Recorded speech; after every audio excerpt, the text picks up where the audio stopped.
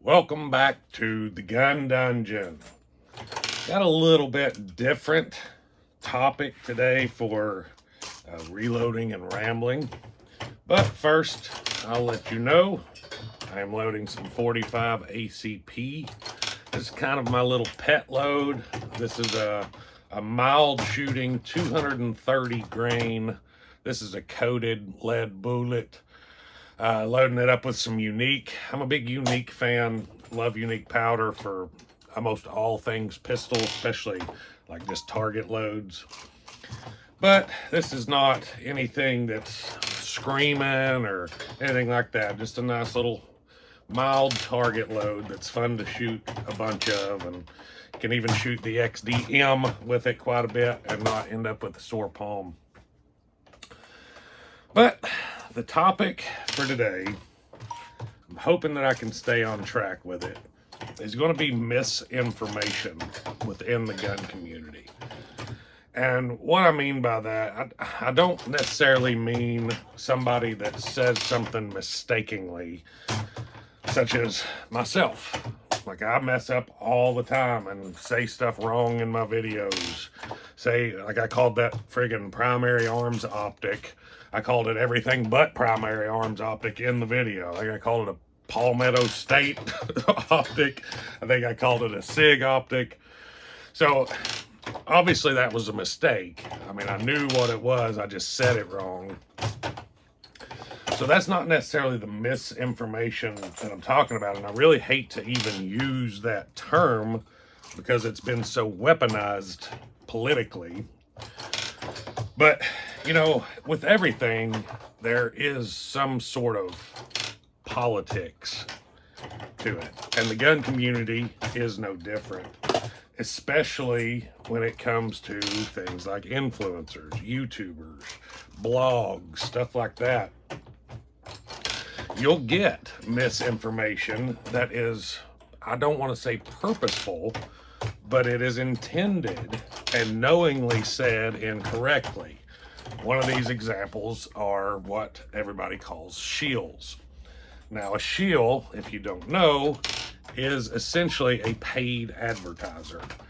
That's just, look at that case now. It looks a little, I'm not going to use that one. But essentially, it's a paid advertiser. And I don't have a problem with content creators taking sponsorships and getting paid for their content. I mean, I have a sponsorship with Vetter Holsters, but I also don't review Vetter Holsters. So I don't think that's a conflict of interest. Now, if I were to get paid from Vetter Holsters for advertisement and I came out and was telling you that it was the best holster ever made and doing reviews on it where I was skipping the bad parts of the holster, that would be considered a shield. I won't do that. I won't lower myself to that. I won't ever review anything from somebody that is sponsoring me. I have done reviews on things where somebody has sent me something to review and I got to keep the product for free. But even then, I'll tell you if it's negative, and I will tell, I think I've posted pictures of emails in one of my other videos where I talked about this a little bit. I don't care to show you the emails. I will tell everybody that hits me up to review one of their products that I'm going to be honest and it could potentially be a negative review. And that's just how I like to do it. I want to be upfront that I'm not going to give you a positive review just because you're giving me a product, especially if it's junk product. I'm not going to tell you guys it's good. My integrity won't allow me to do that. So as far as misinformation goes, that's one aspect of misinformation. And I really don't know how to spot it. Honestly, it's hard to tell who is a shield, who's getting paid from the companies that they're reviewing their products. I don't know a surefire way to determine that. So for me, when I'm looking up a product, something with reviews, I won't just look at one person. I'll try to find several different people that are reviewing this product that I'm researching And typically you find the most honest answers on the smaller channels. Not saying that the big channels aren't honest. It's just obvious that a channel that has a smaller amount of subscribers, smaller amount of content, it's fairly obvious that they're not sponsored, most likely. So a lot of times you will get more honest, I ain't gonna say more honest, but you can be sure that it's more honest from a smaller channel. Now, a lot of times those smaller channels have bad content. I mean, my content's not great, but when I first started, it was very, very bad. I didn't understand lighting. I didn't understand editing. It was bad, but you know, the actual content itself was as true and honest as I could get it. So that's kind of my recommendation on trying to get past misinformation from that aspect. Another aspect of misinformation are people that are just blatantly loudmouths, spewing nonsense just for the likes and views and negative attention. And I don't normally do this, but I'm going to right now. I don't normally talk bad about any other YouTubers. There are a lot of YouTubers out there that I like and watch. There are a lot of them that I like them and their content. I just don't like their content. It's not my cup of tea. Like, I'm not a big fan of like the Demo Ranch, Kentucky Ballistics type videos where it's more entertainment. I like more of the Buffalo Outdoors, like military arms channel, that type of content where it's more informative as opposed to just, let's blow something up. That's the type of stuff that I like and don't necessarily watch. I don't have a problem with the Kentucky Ballistics type content. It's just not for me. But one YouTuber that I absolutely cannot stand to listen to is the Yankee Marshal. I don't know if you've watched his content. I'm not going to tell you to go watch it because it's going to give him views and likes. And honestly, he's probably the worst thing that's happened to the gun community in a long time, just because he will say and do controversial stuff just for the negative attention. And it looks really bad on the gun community, in my opinion. Everything I'm saying is just my opinion, and that's what you're here for. This is nothing factual, so just giving you my opinion. But I think he is full of misinformation. He's the first to be negative about something because it brings him attention, it brings him comments, it brings him all of the ad revenue or whatever. He may not even be monetized, I don't know. But he does it for the attention, whether it be financially or just vain attention. That's what he does it for.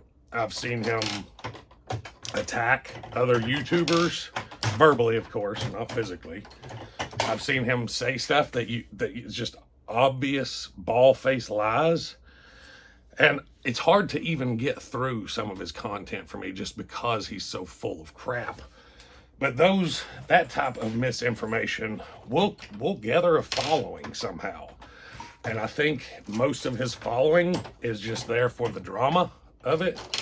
But you know, somebody that's new to the gun community that don't understand that happens to stumble across one of his videos, may find that, actually think what he's saying is coming from a knowledgeable, honest person, and take what he's saying for truth. Now, I'm using him as an example because he is an example of that, but there are several examples of that out there. And I'm just using him as my example because honestly, I can't stand listening to the man. I feel like he's just a crummy person. And I don't like talking bad about people, but I will him. But, like I said, that is more of a blatant misinformation. It's kind of like being a shield, but it's being a shield for your own attention, for your own notoriety, for, like I said, maybe financial gain, maybe I don't know if he's monetized or not. I'm sure he probably is, to have gotten to, or at least was at one point, to have gotten to the point where he's at with followers. I'll just say this: if my channel ever becomes unmonetized, gets demonetized completely, it'll probably be the end of my channel. And it's not because of the money, because the money that I make is barely, it doesn't even cover any of the ammunition that I shoot. It doesn't cover that. So I'm still putting money, way more money into the channel than I'm getting out of it. But the reason that it would be the end of my channel is because once YouTube, this is just what I've seen, it may not be true across the board, but for my channel, anything of mine, videos wise, that becomes unmonetized, I might as well just forget it. I should just go ahead and delete it, because it'll get 150 views. Like, nobody sees it. It doesn't, I don't know if it don't pop up on your all's feed or what, but it could be one of the best videos that I've made. And if it gets that little yellow dollar sign unmonetized, it doesn't go anywhere. And then some of the crappier videos that I have that are monetized will take right off, and it'll show them.